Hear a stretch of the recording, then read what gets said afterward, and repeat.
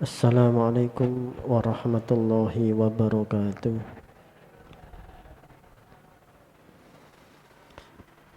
Alhamdulillah, alhamdulillahilladzi mala'a quluba awliyaihi bimahabbatih wahtasa arwahahum bisyuhudi 'azamatihi wa hayya asrarahum lihamli abai ma'rifatih.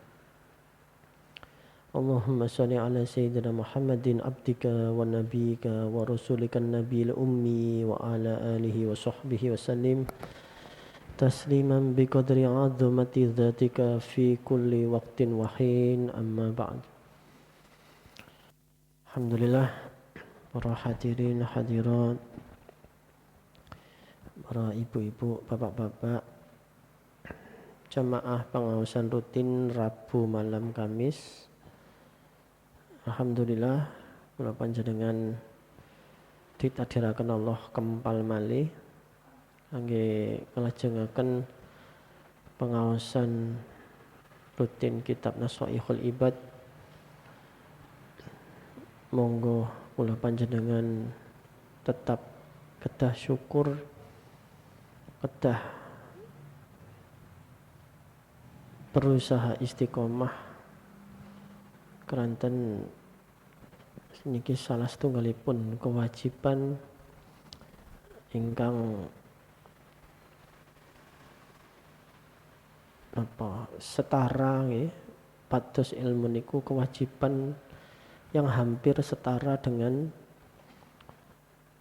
sholat, puasa dan sebagainya. Kanjeng Nabi dawuh, thalabul ilmi faridatun ala kulli muslim.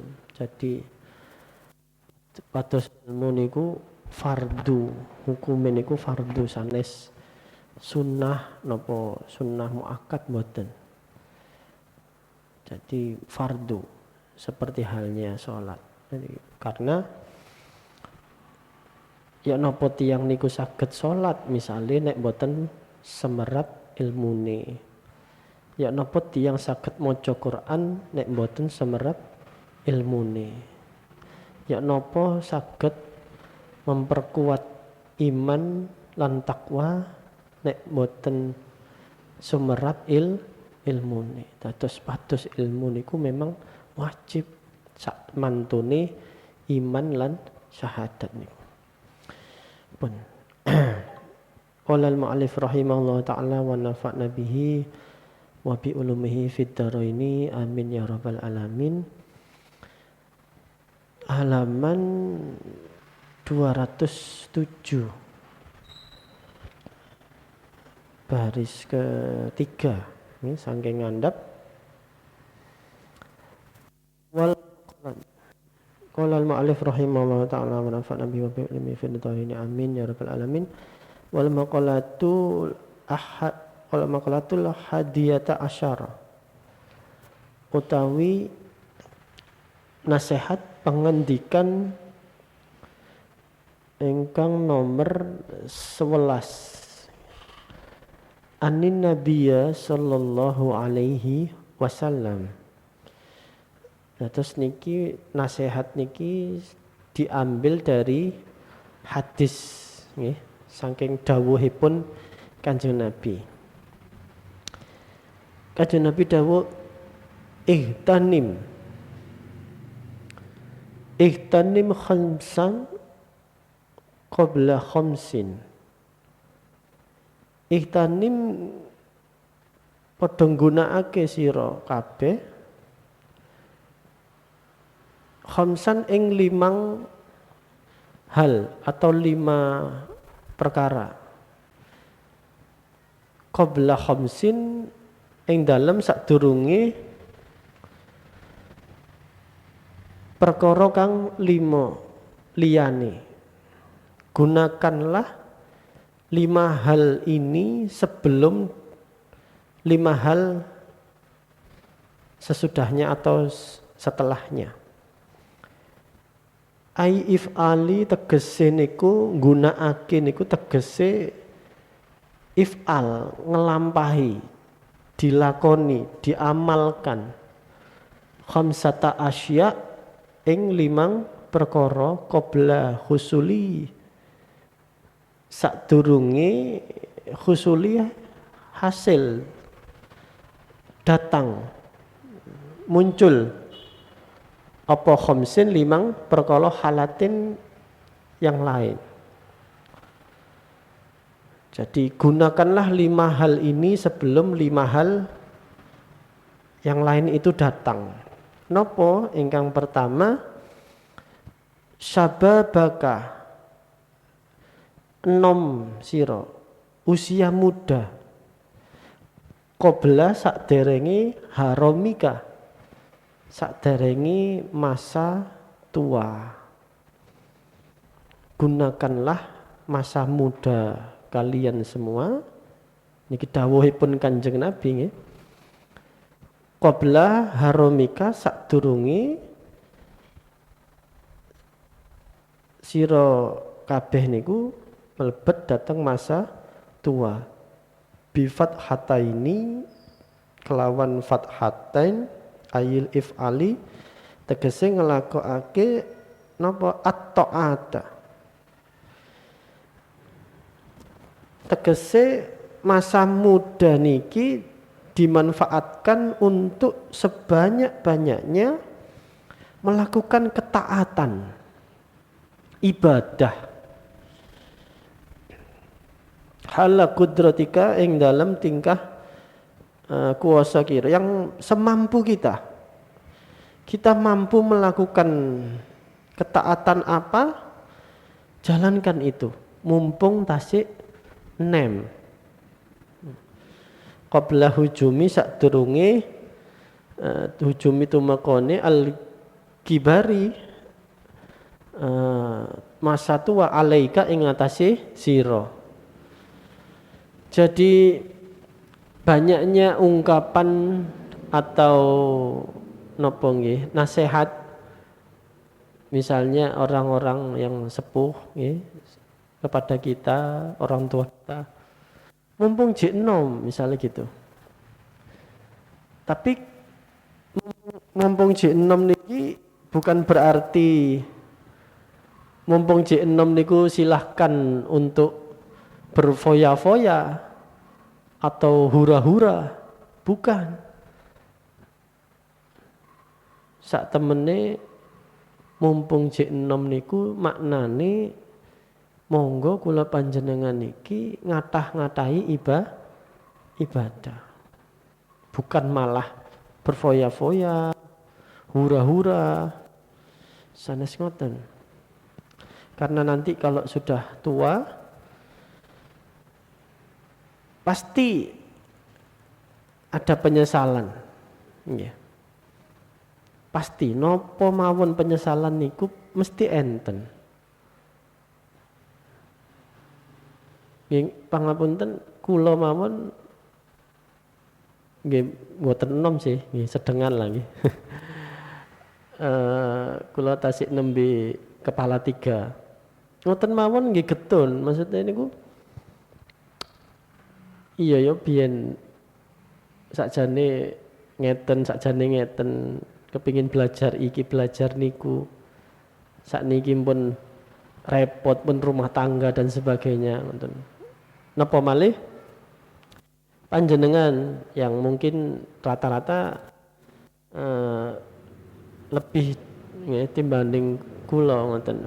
Nah, maka nasihat niki khitabnya tidak hanya kepada istilahnya anak-anak muda, ya, tapi khitabnya juga untuk orang-orang yang mungkin sudah sepuh supaya memberi nasihat kepada yang muda. Jadi khitabnya bisa dua, bisa ke memang orang yang masih muda, tapi bisa juga kepada orang yang sudah sepuh. Hei orang-orang yang sudah agak sepuh, nasihatilah anak-anak muda, anak-anak kalian supaya memanfaatkan masa mudanya. Betapa banyak orang-orang yang sudah umur lalu baru ngaji, akhirnya terasa, loh kok gak ket biyen-biyen aku ngaji, misalnya begitu nggih. Betapa banyak orang yang seperti itu. Maka cara pandang mungkin kita yang masih muda atau masih ya muda belum terlalu tua, itu jangan mikirnya, cara berpikirnya jangan nanti sajalah, saya tak betul-betul ibadah kepada Allah mempeng nanti kalau sudah pensiun. Nah, karena nanti kalau saya sudah pensiun, saya punya banyak waktu luang, anak-anak saya sudah selesai, baru saya nanti bisa ibadah tenang, baru saya bisa khusyuk ten masjid. Jangan. Satu, iya kalau memang kita sampai umurnya sampai masuk usia pensiun. Nah, kalau ternyata mboten ngantos usia pensiun kan siapa yang tahu? Ada yang bisa menjamin. Misalnya saya sekarang masih kepala 3, apa ya, ada yang bisa menjamin kula niki umurnya sampai 40 misalnya. Kan mboten saged. Nah, kalau cara berpikirnya, cara pandangnya, oh saya nanti ibadah tak nunggu setelah pensiun sajalah. Saya tak umroh nanti kalau sudah sudah dapat dana pensiun aja lah. Saya tak haji kalau sudah umur 60 aja lah. Akhirnya napa mboten menangi usia sudah kapundhut. Akhirnya enggak jadi beramal kita. Nah, jadi cara pandang ini membuat kita jangan sampai menunggu usia tua. Walaupun mungkin di antara kita sudah ada yang setengah tua atau mungkin sudah ada yang tua, ngapunten. Jadi tetap saja jangan nunda-nunda amal. Apa yang bisa kita lakukan sekarang, amaliyah apa, ngaji, baca Quran, ya sudah itu aja. Lakukan, segera diamalkan, diistiqomahkan, kumpulkan sebanyak-banyaknya. Karena kita tidak tahu usia kita itu sampai berapa. Kadang-kadang wonten cara berpikir ngeten, enggak aku wis tua, aku wis umur sakmene koyakane katene belajar yo angel. Niku tiange sanjang ngoten ketika umur katakan 50. Paling-paling umurku 60 ngeten misalnya. Ternyata usianya beliau bisa sampai 80. Karena beliau tidak mau melakukan amal baik, agak putus asa, dikiranya saya sudah sepuh, sudah umur 50, paling-paling umur saya tidak panjang lagi. Justru membuat orang ini tidak beramaliyah, tidak melakukan ketaatan, ibadah. Padahal kalau dia lakukan, ternyata umurnya sampai 80, kan lumayan sebenarnya 30 tahun. Jadi intinya bukan pada usia muda atau usia tuanya. Betapapun kita sekarang di posisi usia pinten mawon, monggo dilampahi amal ibadah niku. Mboten usah ditunda-tunda. Kumpulkan pahala sebanyak-banyaknya. Bismillahirrahmanirrahim. Wasihataka qabla saqamik. Lan sihah, sehat kula panjenengan qabla saqamik, sakderenge loro. Manfaatkanlah kesehatan sebelum kita itu sakit. Ayil if'ali tegese ngelakoni sira al amal ing amal as-sholihah kang soleh. Halasihatika nalikane waras sira sehat. Qabla husuli ing dalam sadurunge hasil tumeka napa niku manik perkara ingkang menghalang-halangi. Mumpung kita masih sehat, belum ada penghalang kamarodin tegese kados sakit loro niku.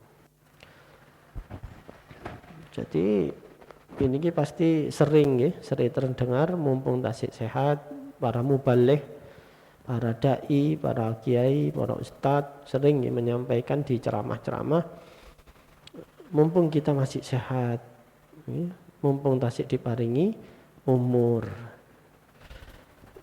Banyak orang yang ngapunten kula niki nggih nyambut damel ten griya sakit nggih. Terus kadang-kadang nek sempet ngobrol-ngobrol kali pasien niku terutama yang ngapunten misalnya cuci darah ngoten nggih. Itu banyak yang apa? Kepingin ngeten mboten saged. Karena tiang niku nek empun cuci darah niku sedikit-sedikit drop nggih. Sesek dan sebagainya niku kadang-kadang curhat ngene kali petugas sing ditemoni niku curhat niku ningali tiyang saged melampah normal wajahnya cerah niku nggih ngenes ngoten mengingat-ingat beliau dulu juga pernah sehat. Dan sebanyak apapun yang beliau lakukan ketika sehat, ketika datang sakit itu tetap enten getune. Tetap mawon enten ngerasa mboten maksimal sih niku. Sakjane biyen pas sehat iku iso sembarang kalir iso ngene iki. Nah, ini bersyukur, salah satu mensyukuri nikmat sehat adalah sebanyak-banyaknya melakukan ketaatan dari satu ibadah ke ibadah yang lain. Mantun ngaji, ngurus nopo, mungkin istirahat, besoknya pagi langsung ngurus rumah tangga, kebutuhan keluarga, pindah lagi ke amal soleh yang lain. Mungkin ada yang bekerja, mencari nafkah, napa peken napa ten toko. Intinya jangan berhenti untuk tidak amal soleh. Jangan sampai kita tidak beramal soleh, nganggur. Bismillahirrahmanirrahim. Wa yajuzu qiraatus saqamik lan wenang apa maca lafaz saqamik bil wajhaini kelawan dua arah bi fathataini kelawan fathatain ay bidommi au bidommi atau dengan dhammah fasukuni dan disukun. Di anna riwayat mongko krana setuhune riwayat ikul lam tu'lam ora kinaweruhan, tidak diketahui. Wal ikhtiyatu lan apa riwayat iku utawi ikhtiyat ngati-ngati ayyaqra'a iku yen to maca sapa wong bihima kelawan saqam alal badali ing atase ganten liuso difar riwayah supaya bener sapa wong ing riwayatnya, karena kita tidak tahu nanti riwayatnya itu seperti apa. Mumpung tasik sehat. Bismillahirrahmanirrahim. Inaka lan agina sugi sira qabla fakrika sadurunge fakir. Maksudnya nopo ai if'ali tasadduk tegese ngelakoni sira ing tasadduk ing sedekah bima fadula kelawan barang kang ada napa lebihan. Ada lebihan an hajati saking hajat. Kalau kita punya pendapatan lebih dari kebutuhan sehari-hari, makan, kebutuhan pendidikan anak sudah semua, kok ada lebihan. Berarti itu menurut agama itu sebetulnya sudah termasuk orang yang ghani, orang yang kaya sebetulnya, sudah cukup, lebih dari cukup dari yang dibutuhkan. Fadulaan hajati man talzamuka wong kang wajib ing sira nafaqatuhu ing menafkahi ing man. Tugas-tugas kita untuk menafkahi, misalnya suami menafkahi istri, anak-anaknya, menafkahi ibu bapaknya kalau masih ada. Nah sudah semua, nafkahnya sudah selesai, ternyata masih ada lebihan. Nah itu berarti sebetulnya orang itu sudah termasuk kaya menurut pandangan agama. Wah, jadi kaya itu bukan punya mobil 5 atau rumahnya tingkat 10 misalnya, mboten. Pokoknya ada lebihan dari kebutuhan sehari-hari dan sudah selesai tanggungan nafkah dari yang apa dia wajib, sudah semua beres, kok masih ada sisa, nah itu berarti ada lebihan. Itulah yang perlu untuk dialirkan lagi, jangan nandon. Jadi dialirkan, ibarat air itu kalau mengalir dia bening, enggak butek bau. Tapi kalau peceren kan biasanya buntu, malah mendatangkan penyakit. Nah, rezeki juga seperti itu. Kalau ada lebihan, ya silahkan dialirkan ke masjid misalnya, yang bangun atau siapa, madrasah dan sebagainya. Qabla urudi jaihatin, yang dalam sadurunge tumeka jaihatin Poncoboyo, semacam apa itu, kesempitan lah. Sebelum nanti ada hajat-hajat yang membuat kita sempit, misalnya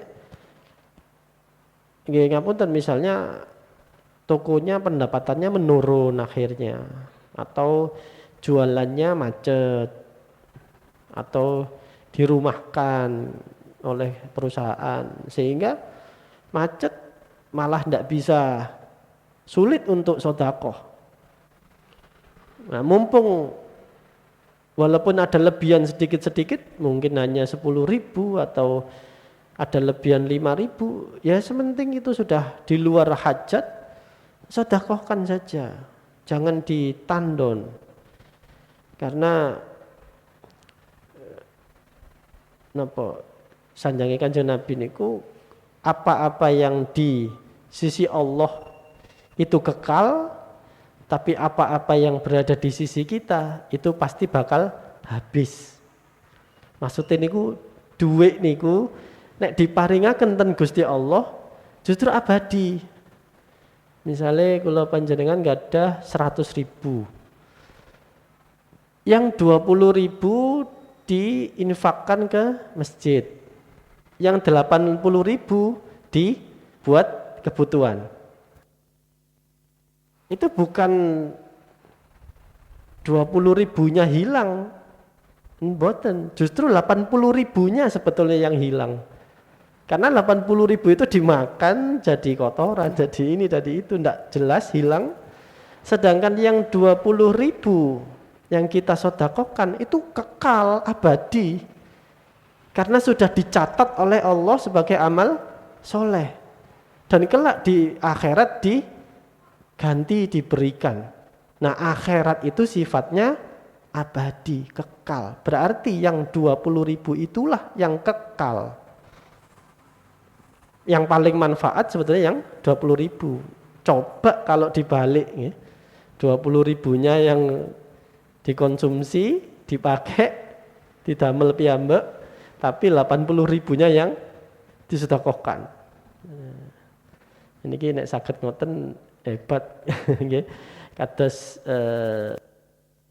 Abu Bakar ngoten. Itu dibalik, bukan 10% sedekah 90 dipakai, tapi 90%-nya disedekahkan fisabilillah, 10% dipakai. Ya, kula panjenengan angel nggih, mungkin lek niru Abu Bakar. Ya sithik-sithik ndak apa-apa, kados niku wau nggih. 10% apa 20%-nya, tapi nanti ada cita-cita untuk naik. Nanti pasti dimampukan oleh Allah nanti naik.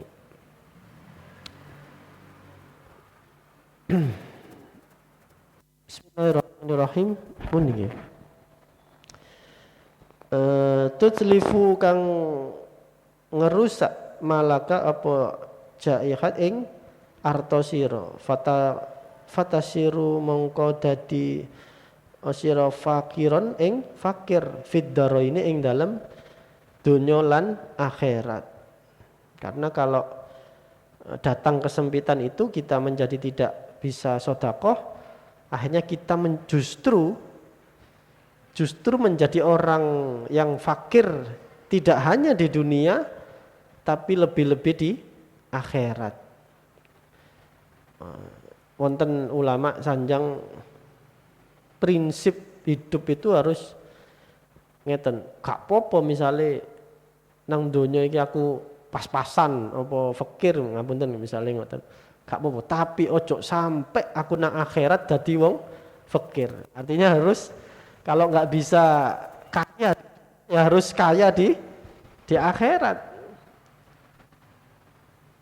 Nang donya wis soro, ojo sampai ten akhirat niku luwih soro malih ngoten. Itu prinsip hidup ngoten. Artosipun apa? Meskipun kita hidup di dunia ini susah, nopo pas-pasan ngoten nggih. Tapi amaliyah kita harus banyak. Ibadah kita harus kenceng. Dungane dhewe kudu luwih mempeng. Sehingga nanti ketika di akhirat penderitaan yang di dunia ya, dalam tanda kutip penderitaan ini selama hidup ini sudah tergantikan, terbayarkan malah luwe-luwe ya, balasannya malah lebih banyak dan nggak ada artinya kemarin di dunia meskipun pas-pasan, yang penting ya kehidupan yang kekal itu yang abadi.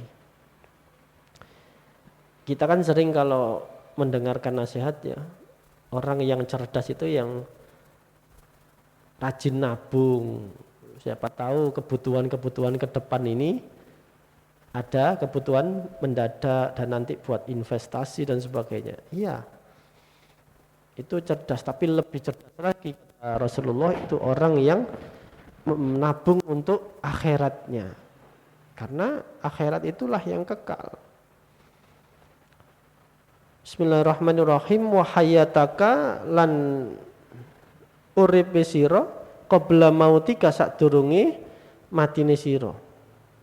Ai itanim tegese ngalepake untung matulfi sira ing barang kang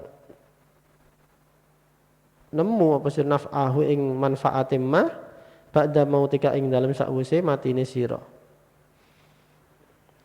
Artinya kita harus mencari kemanfaatan dalam hidup ini. Sadurunge kula panjenengan nikah pundhut. Fa inna mongko setungune man utawi wong nek mata kang mati sapa man ing qata'a amaluhu iku putus nggih. Ing qata'a putus pedot amalu amaliyahi. Kan sudah tidak bisa sholat lagi kalau sudah mati, tidak bisa baca Quran lagi, sudah tidak bisa sodakoh lagi, sudah tidak bisa jamaah ten masjid. Niku nek pun sedo. Karena itu banyak nasihat dari kalau kalangan tasawuf. orang-orang, kalau kita ini sering merasa hidup kita ini kok susah ya, kok ket biyen sampai saiki kok apes terus misalnya ngoten. Awak iki kok gawane kok ngene-ngene ae misalnya ngoten. Coba kita sekali-sekali ziarah ke orang-orang yang sudah meninggal. Apa keluarga kita atau ke siapa. Itu orang-orang yang di kuburan itu, yang sudah di alam barzah, meskipun sudah enak di sana, meskipun di sana beliau-beliau itu sudah dapat nikmatnya alam barzah, itu tetap merasa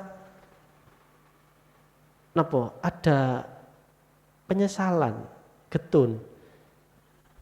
Kalau mereka itu adalah yang dapat nikmat, mereka getun. Walah coba biyen aku iki amaliyahku luweh akeh. Misalnya lak coba nikmatku saiki luweh akeh. Padahal sudah dapat nikmat, tapi tetap enten enten perasaan penyesalan tasik wonten. Napa malih sing mboten nangsal nikmat oleh siksa kubur. Tambah nemen getune. Kok biyen kok gak percaya ambek siksa kubur. Aku tak enak-enak no hura-hura, foya-foya. Akhirnya gak tahu ibadah, gak tahu ngaji. Tambah luwih nemen kan dapat siksa di situ. Nah, jangankan yang siksa, yang dapat nikmat, niku tasik berharap misalnya selama hidup beliau punya misalnya membangun yatim piatu misalnya.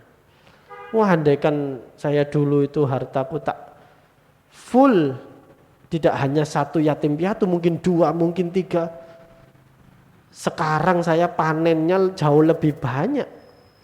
Nah, tetap menyisakan penyesalan, kepingin melakukan amal di dunia seperti orang yang masih hidup. Makanya kalau kita bisa menghayati itu, sebetulnya hidup yang sekarang kita diberi umur ini sesuatu yang sangat berharga, yang itu dirindukan oleh orang-orang yang sudah meninggal, mulai dari zaman Nabi Adam sampai kelak nanti. Mungkin sampai sekarang kalau batasannya kalau kita. Setiap orang yang sudah meninggal itu mesti ada penyesalan, mesti ada kepingin kembali ke dunia, itu ada perasaan. Makanya jangan terlalu larut pada drama kehidupan. Drama kehidupan ini kadang-kadang aku kok ngenes ngeten, kok biyen kok ngene-ngene, itu drama kehidupan. Jangan terlalu larut ke sana. Coba dengan cara pandangnya orang-orang yang sudah sempit, yang sudah meninggal. Mereka ingin hidup kembali. Bismillahirrahmanirrahim. Wa faragaka lan nganggure sira longgar qabla sahlika sadurunge kesibukan sira, ketungkule sira. Manfaatkanlah kesempatan longgar. Kita punya banyak waktu, banyak kesempatan, itu manfaatkan sebaik-baiknya sebelum datang nanti ada kesibukan-kesibukan. Bi ahwalil kiamat, kelawan ponco boyone dino kiamat, allati awalu kiamat iku kang allati awalu utawi kawitane manazilaha panggonan kiamat, gerbangnya kiamat itu, rest areanya itu al-qabru adalah kuburan. Artinya alam kubur. Nah, itulah kalau kita nanti di alam kubur itu enak, nikmat, insya Allah kiamat dan seterusnya itu enak. Tapi kalau kita di alam kuburnya itu sudah susah, dapat siksa, setelah kiamat dan seterusnya luwih gak enak maneh. Naudzubillah. Naqalahu kaya mengkono-mengkono mindah ing ya sapa al-Aziziyu sapa Imam Azizi anil Munawi saking Imam Munawi fahadil khamsah utawi iki limang perkara iku layak rifu ora diwerui. Kebanyakan 5 hal ini artinya tidak disadari. 5 hal ini kebanyakan tidak disadari. Kita sering melewatkan begitu saja waktu-waktu yang longgar. Kepinginnya kan kalau waktu longgar yo santai, kelesetan, nonton TV atau jalan-jalan. Nah, itulah banyak yang kita ini lalai, lupa pada 5 hal ini. Bahkan mungkin kita sering mendengar nasihat, sering membaca, tapi tetap saja. Artinya apa? Kesadaran untuk selalu taat, untuk selalu memanfaatkan waktu itu bagian dari memerangi hawa nafsu. Layak rifu qadruha dan weruhi apa kira-kira nih 5 perkara niku illa angin ba'da zawaliha, baru diketahui, disadari kalau 5 hal itu sudah hilang. Napa mau? Masa muda, kalau sudah hilang, kalau sudah masuk tua, baru sadar. Atau ada orang yang tidak sadar ya merasa muda terus, gimana nopo. Tapi kalau untuk amal, kalau merasa muda terus justru untuk foya-foya, untuk hura-hura, wah itu sebetulnya hakikatnya itu siksa sebenarnya, istidraj. Lalu ada sehat. Orang tidak tahu nikmatnya sehat kalau dia belum ketemu sakit. Orang tidak tahu rasanya enaknya ada kelebihan harta, uang atau rezeki, padahal itu walaupun ada lebihan itu sedikit, tapi baru kerasa kalau nanti ada kebutuhan-kebutuhan yang kita ini malah minus atau ngepres. Itu baru kerasa. Iya, wingi ono luwehan 10.000 tapi buat beli cilok misalnya, daripada harus ngisi infak masjid, itu baru terasa nanti. Ya cilok ya gak tadi apa-apa misalnya ngoten. Wahayatan dan hidup ini nanti kalau kita sudah mati baru benar-benar tahu betapa nikmatnya hidup ini. Betapapun hidup ini banyak masalah, banyak tantangan, banyak ujian, tetap kelak kita akan tahu kalau sudah meninggal bahwa hidup ini luar biasa nikmatnya. Kalau ten al-hikam niku wonten nikmat sing paling agung niku enten kali nikmatul ijad lan nikmatul imdad. Nikmatul ijad niku nikmat kita diwujudkan oleh Allah, diwujudkan dados manungsa niki, diwujudkan hidup di bumi sebagai manusia. Coba nek kula panjenengan diwujudkan dados napa? Wit-witan misalnya. Itu sudah beda. Lalu yang kedua nikmatul imdad. Imdad niku madad, anugerah. Diparingi iman, diparingi hidayah, diparingi taufik, pertolongan, saged ngaji, saged ngeten, itu imdad. Itu baru kerasa kalau sudah meninggal. Yang terakhir napa wau? Kesempatan, kelonggaran. Kalau ada waktu longgar, ayo kemana yuk? Melaku-melaku misalnya. Ya enggak apa-apa kalau sekali-sekali ya. Setahun sekali atau 6 bulan sekali itu manusiawi. Tapi kalau rutin setiap minggu setiap atau seminggu 2 kali ya itu kayaknya kurang bijak nih secara kehati-hatian kita memanfaatkan umur itu kurang. Wonten setunggal riwayat itu ada seorang wali, seorang ulama, orang yang dekat sekali sama Allah.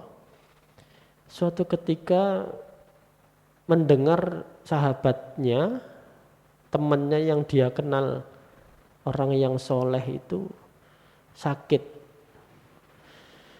Akhirnya dijenguk, dibesuk ten griyane. Dibesuk tiang ini ki griyane sederhana nggih jaman siyen. Terus tiang ini ki berbaring di ruang tengahnya di keluarga itu sudah kurus kering, terus napa niki mukanya niki pun menghitam. Tapi tasik saged ngomong. Kok sampai parah ini kak? Napa? Seolah-olah dia tidak bisa pun boten saged napa ngomong niku terbatas. Lalu si wali ini mencoba untuk menuntun mentalkin nggih, nuntun sahabatnya yang sakit ini. Dituntun Allah ucapkan kalimat Allah la ilaha illallah misalnya ditalkin. Ternyata godek-godek ngeten tok. Godek-godek ngeten. Duh. Kenging nopo? Tiang niki tiang soleh. Tiang sae.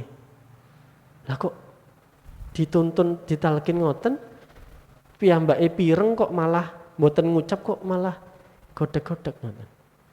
Terus nangis. Metu napa? Iki air mata. Bingung. Akhirnya ditimbali yugane niki.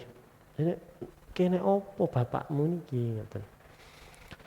Singkat ceritanya anak ini cerita bahwa bapaknya ini beberapa kali itu sakit keras.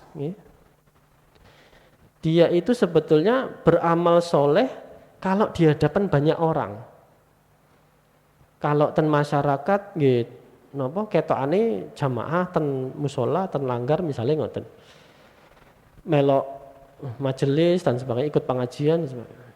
Tapi ketika dia di rumah sendirian, dia melakukan maksiat sebebas-bebasnya. Bahkan meminum khamr dan sebagainya. Jadi kalau di hadapan publik dia tampil soleh, kalau di rumah dia bermaksiat, ya, ingkar. Akhirnya suatu ketika dia sakit keras, seolah-olah mau meninggal, dia taubat. Dia ambil Al-Quran, lalu membaca surat Yasin, bertawasul dengan surat Yasin. Ya Allah, dengan kados donga biasane mantun Yasin niku nggih. Bi barakati surat Yasin misalnya ngoten nggih. Minta kesembuhan, saged taubat, diparingi umur malih, sembuh. Dan memang sembuh. Tapi mantun ngoten dibaleni malih. Nglakoni amal soleh tapi ngombe-ngombe, maksiat dan sebagainya. Ngelampali amal soleh tapi di rumah meneng-meneng dia bermaksiat. Sakit malih sampai 3 kali. Maka yang ketiga itu ketika dia mau minta diambilkan anaknya Al-Quran untuk supaya tawasul, meminta diberi kesempatan untuk taubat, justru Al-Quran yang diambilkan oleh anaknya itu dibuka kosong, Bu. Jadi Al-Quran yang biasanya enten tulisan aksara apa niki?